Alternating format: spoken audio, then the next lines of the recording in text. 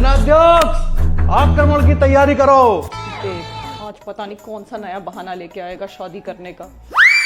हमारे चरणों का कवच, हमारी मर्यादा का आभूषण, हमारी एक चरण पादुका अदृश्य हो गई और यह राज्य के गौरव पर चोट है। चरण पादुका? चप्पल चप्पल महाराज, बाजार से नई चप्पल ले आएंगे, कोई बात नहीं। मूर्ख, बाजारू वस्तुओं का कोई मूल्य नहीं होता। नई दुल्हन के दहेज से प्राप्त वस्तुओं से राज्य की शान बढ़ती है। हम किसी नई राजकुमारी से 54वां विवाह करके उत्तम चरण पादुका प्राप्त करेंगे। हे भगवान, अब चप्पल खो गई तो भी ये विवाह करेंगे। मूर्ख दासी, तेरे मुख से निकली ज्वाला शत्रुओं की तलवार से भी गहरा वार करती है।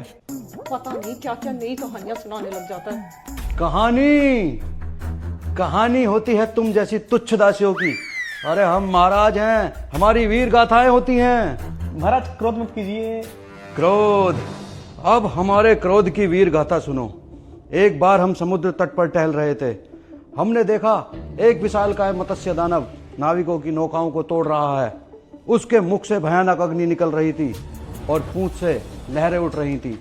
हमने समुद्र में छलांग लगाई और उससे युद्ध करने लगे। यह संग्राम 7 दिन 7 रातों तक चलता रहा। रक्त से समुद्र लाल हो गया, जिसे वर्तमान काल में हम लाल सागर के नाम से जानते हैं। फिर आगे? अंततः हमने उस दानव की पूंछ पकड़कर उसे तट पर पटक दिया। फिर क्या हुआ महाराज? तभी स्वर्ग की राजकुमारी वरुणा देवी प्रकट हुई। उन्होंने हमसे कहा, हे वीर पुरुष, स्वर्ग की सभी अप्सराएं आपसे विवाह करना चाहती हैं। किंतु हमने उत्तर दिया, अभी पृथ्वी लोक में कन्याएं शेष हैं। अरे यार, इस आदमी की तो कहानियां नहीं खत्म होंगी। दासी, हम जानते हैं तुम भी हमसे विवाह करना चाहती हो, परंतु एक महाराज दासी से विवाह नहीं कर सकते। परंतु तुम चाहो तो हम तुमसे गुप्त विवाह कर सकते हैं। तुम्हारे पुत्र को हम अपने राज्य का उत्तराधिकारी नहीं बना सकते। यद्यपि चाहो तो हम तुम्हें अपने राज्य से कुछ भूखंड एवं कुछ मवेशी दान दे सकते हैं।